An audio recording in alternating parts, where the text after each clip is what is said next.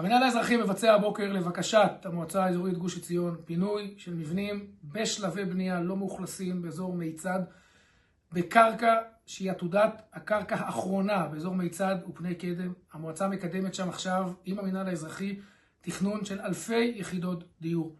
יש שם קבוצה של אנשים שעלו בעצמם אל השטח בניגוד לתוכניות האלה ובאופן שמסכל את היכולת לפתח שם אלפי יחידות דיור. יש שיח שמתנהל בתקופה האחרונה בין התושבים שעלו לשם לבין המועצה, וכולנו מקווים שזה ייגמר בהסכמות, אבל שוב, המועצה פנתה וביקשה בצדק לעצור שם בנייה של מבנים שנבנים תוך כדי המשא ומתן הזה. אנחנו מפתחים את ההתיישבות, בונים בכל מקום, מתכננים בכל מקום בהיקפים אדירים, מכריזים על אדמות מדינה. כל יום עולות חוות חדשות לשטח ששומרות על מאות אלפי דונמים.